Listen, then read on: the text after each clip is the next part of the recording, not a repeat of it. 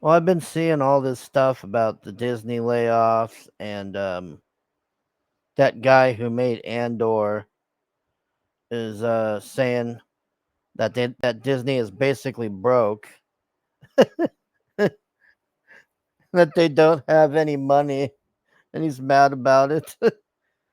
So he says here, talking at the ATX Television Festival via IndieWire, Gilroy said, "I mean, for Disney, this is 650 million for 24 episodes of Andor? Jesus. I never took a note. We said, fuck the Empire." Why would you say that in the Star Wars movie? It's in the first season, and they said, can you please not do that? In season two, they said, streaming is dead. We don't have the money we had before. So we fought hard about money, but they never cleaned anything up. That freedom comes with responsibilities. The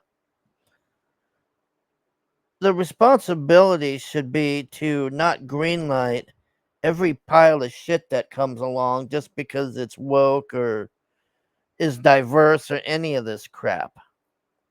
$650 million they spent on Andor. That's more than a fucking blockbuster movie, man. I don't understand why this shit is just, I don't know. Like the first I didn't get past the first episode of Andor personally. I thought it was just shitty to me. It was just not good. And then he murders these two people, these two mall cops for nothing on there. I mean, the first guy was hassling him, but I mean, had to fucking kill the guy. And then the other guy, he shot him because he was going to rat him out. But it's like, Jesus, man. And then you got Space Dwight from The Office, who's this wannabe cop guy, like Interpol or something. And he's going to avenge these two corrupt mall cops that he's never even met in his life. What a joke. The whole thing is just a fucking joke, man. Like $650 million on that. My man, that's more than they spent on a lot of these recent movies to make them. I wonder why the fuck that cost so much. If Andor had come along a few years ago, a few years later than it did, it would have never been made. It all began when everyone began noticing how much money the likes of Netflix were making off Stranger Things and HBO were making off Game of Thrones.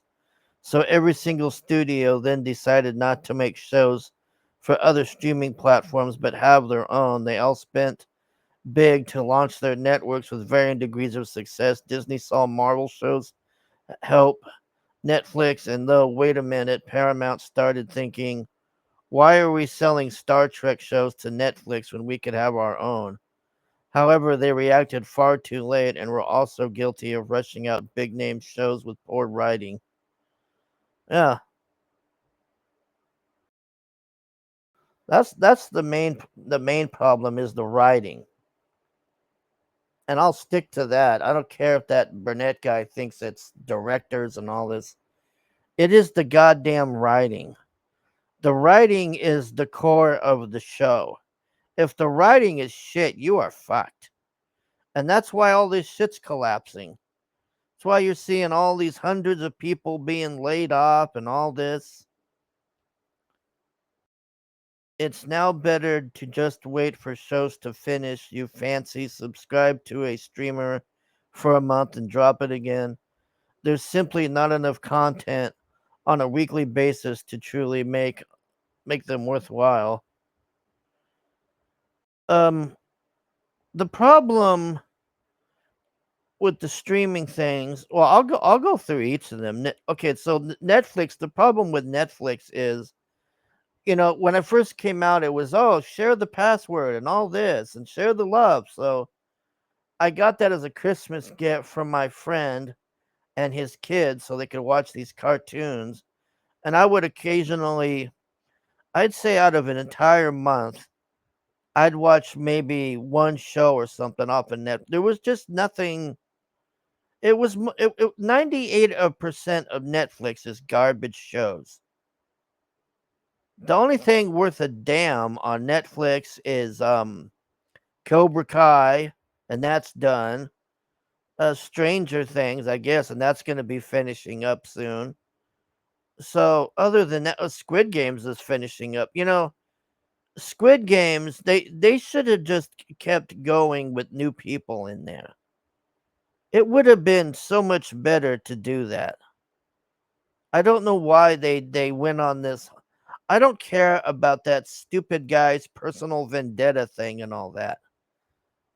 That's not Squid Games. Squid Games is the fucking games, not this guy's personal vendetta. And then what do they put in there too? They put in this trans Korean soldier commando guy and all this. It's like, come on, man. The golden age of fantasy, not so much, was seriously mishandled. In fact, it has probably set the genre back to pre-Lord of the Rings movies. Netflix ruined The Witcher. Yep. Amazon ruined Lord of the Rings and fumbled Wheel of Time. Disney tried to erase Willow. Oh, God. That Willow shit was just. Oh. Even HBO made mistakes on House of Dragons second season, which hurt the show.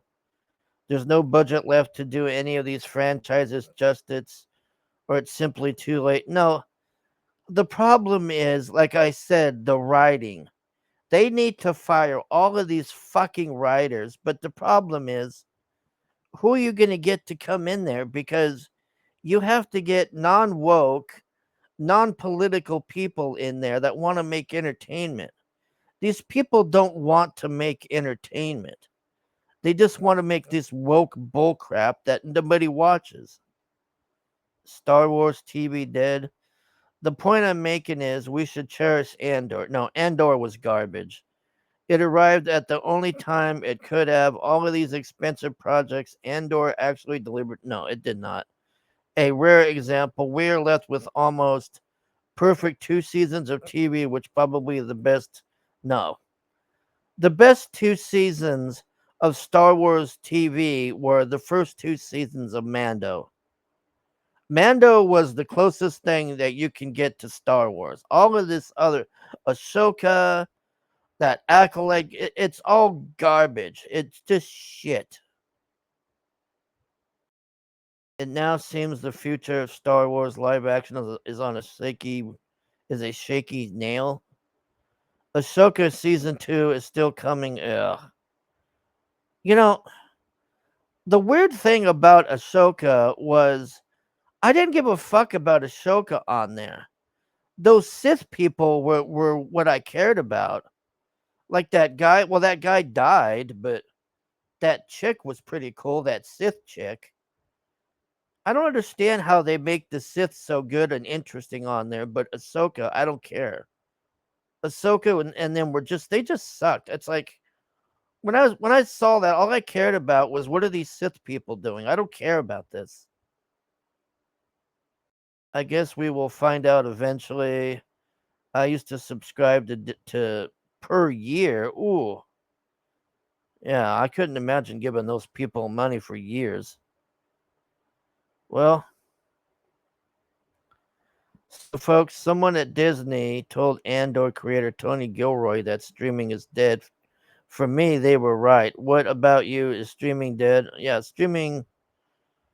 Well, I have Amazon, but that's because I get the Amazon Prime discount. And Fallout is the only thing I'm waiting for on there. That Fallout show, I love that Fallout show. I think that Fallout show is better than this Star Wars garbage and most of this crap out there. I can't wait for this second season of it. Other than that, I mean, Amazon has the same problem too. There's nothing really, other than Fallout for me. Well, Reacher, but I haven't watched the new ones yet. I need to go watch the new Reachers, but I just haven't. It's just not worth it to pay for all this shit. That's the real problem. And now they think they're, oh, here, I got to show you this. This is rich. I saw this about Netflix today. This was look at this shit. Netflix is launching AI generated ads next year designed to match the show or movie being watched. Some will appear as mid-roll ads or during pause breaks. Will roll out to all countries with ad-supported tier. Why is there a fucking tier with ads? I wouldn't even bother paying that. No tier should have ads on it. These fucking people, man. Yeah, that's what I said. Why anyone subs to this shithole? I don't understand that either. What's the point of paying for a subscription if you have to watch ads? Yep. He thinks it's great. Oh, okay. You must work for Netflix. Yeah, that's that Black Mirror episode where they had to keep upping the tier to keep that lady alive. That was fucked.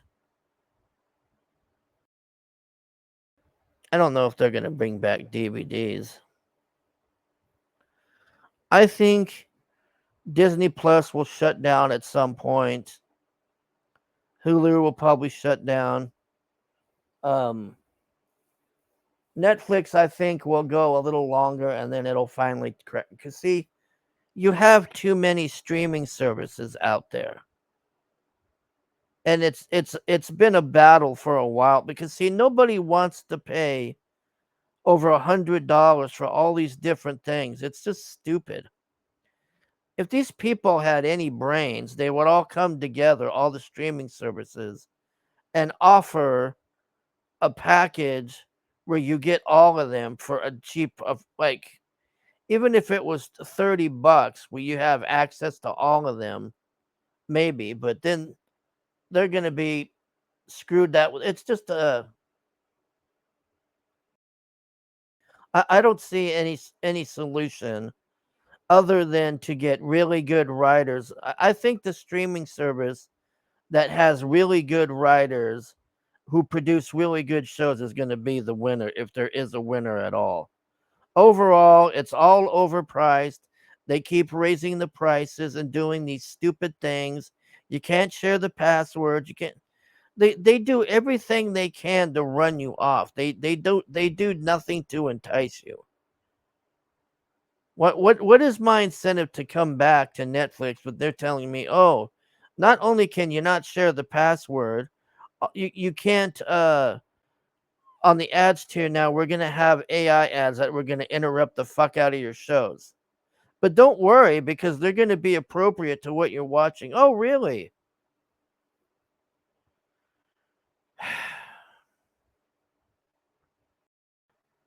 I tell you, man, I don't know how Disney Plus and these things made it this far.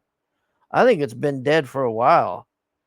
I was thinking that for a while. I'm like, how can you keep cranking out these god awful shows and then be like, oh, but we'll just keep making. They have to make money, and when the shows are garbage, they it's basically we chose to be woke over profit. That's what it is.